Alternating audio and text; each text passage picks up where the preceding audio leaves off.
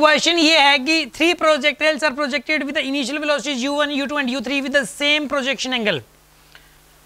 Their time of flights are in the ratio of 1:3:5, ratio of their projection velocities and ratio of their maximum heights.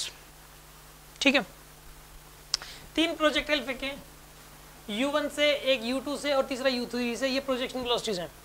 ठीक है, projection angle है तीनों के, same projection angle है, theta theta theta, ये projection angles हैं. u1 u2 u3 projection velocities हैं.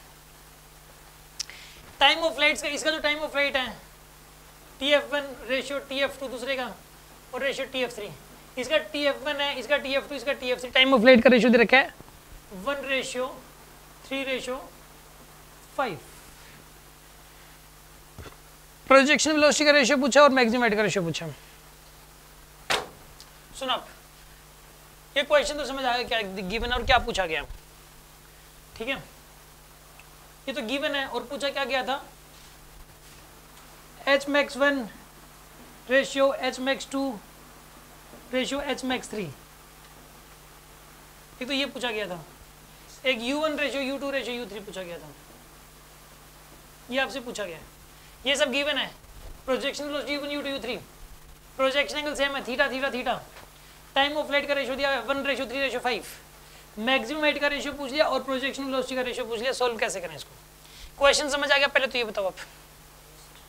इसको समझाने से पहले मैं कॉन्सेप्ट आपके माइंड में सेट कर रहा हूँ, वो वाला क्वेश्चन ध्यान से समझ लो. एक क्वेश्चन का कॉन्सेप्ट कि हमेशा ही जो प्रोजेक्शन वेलोसिटी का रेशियो होता है वही हमेशा टाइम ऑफ फ्लाइट का रेशियो होता है, और प्रोजेक्शन वेलोसिटी के स्क्वायर के रेशियो के बराबर होता है मैक्सिमम हाइट का रेशियो. कैसे, मैं आपको समझाता हूँ. देखो एक बात बताओ, मैं इस क्वेश्चन से हट के कुछ बात कर रहा हूँ. अभी मैं इस क्वेश्चन की बात नहीं कर रहा, इस क्वेश्चन से हट के मैं कुछ बात कर रहा हूँ. ये एक बात बताओ, टाइम ऑफ फ्लाइट क्या होता है? वैसे फॉर्मूला क्या होता है टाइम ऑफ फ्लाइट का, बताओ. कुछ तो यू यू यू कर रहे हैं बस, 2u यही अड़ गए, मतलब जैसे से बाकी कोई ना कोई बोल देगा इतने तो 2u करता रहे थोड़ी देर तक.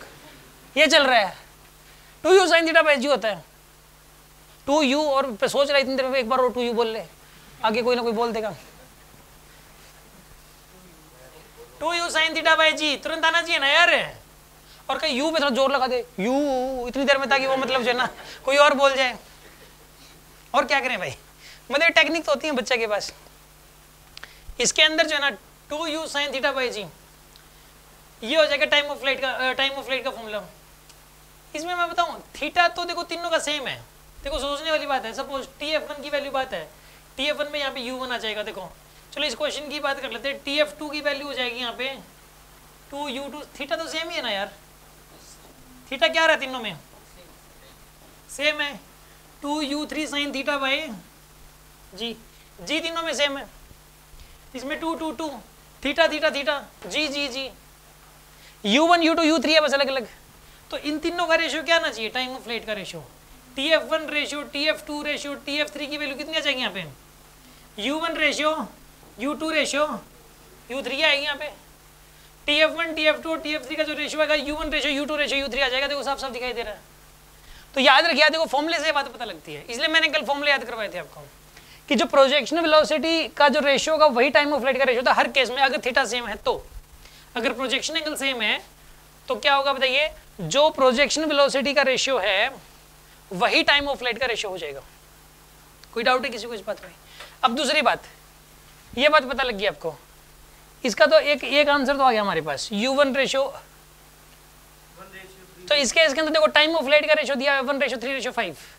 तो यहाँ पे बताइए प्रोजेक्शन वेलोसिटी का रेशियो भी क्या आएगा, ये तो सोल्व हो गया, ये वाला तो सोल्व हो गया ना आपके पास. इसका आंसर आएगा 1:3:5. अब इसको सोल्व करना है आपको. मैं इसको रब कर रहा हूँ एक बार, है ना. यहाँ तक समझ आ गया ना? ऑनलाइन वाले अगर यहाँ तक समझ आ गया तो डन बोल दो.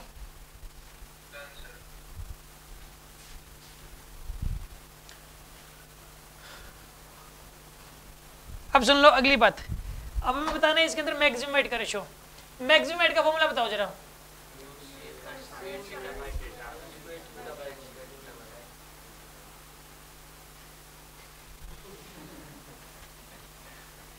एक आते जी में थीटा बाई जी, जी पे ना शुरू में पता नहीं क्या बोल गया, यू जी लास्ट में जाके, ताकि ये लगे सर को कि मैंने तो पूरा बोला है. बच्चे के पास टेक्निक बहुत है भाई। एच मैक्स फॉर्मूला क्या होता था ये, you square sine square theta by 2g आएगा। ये याद होना चाहिए आपको, you square sine square theta by 2g, ठीक है ना। ये वाली बात बिल्कुल माइंड में सेट होनी चाहिए। ABCD की तरह ये फॉर्मूला याद होना जरूरी है। ऐसा नहीं कि सोच के बता रहे हो फिर नहीं हो पाएगा आपसे, मतलब जो है ये तो ABCD की तरह, ये तो ये ऐसा लगना चाहिए कि पता नहीं कब याद किए थे और पता नहीं जमाने हो गए इसको तो याद किए और रटा पढ़ाइए तो ABCD की तरह, ठीक है ना। You square sine square theta by 2g। अब सुनो, इसके अंदर जो है ना एच मैक्स 1 की वैल्यू ये आ गई, u1 लिखोगे आप। एच मैक्स 2 की वैल्यू क्या लिखोगे बताइए आप, एच मैक्स 2 की value u2 square sine square theta by 2g। और एच मैक्स 3 की वैल्यू क्या लिखोगे बताओ, u3 square sine square theta by 2g लिखोगे आप। अब इनका रेशियो निकालना है तो 2g गया, sine square theta sine square theta sine square theta गया, तो क्या आ रहा है बताइए इनका ratio, u1 square ratio u2 square ratio u3 square आ रहा है। मैक्सिमम हाइट का रेशियो इसके बराबर आ रहा है, मतलब 1:3:5 का स्क्वायर करो आप। ये 1:3:5 दिया हुआ एक प्रकार निकाला था हमने, तो 1:9:5।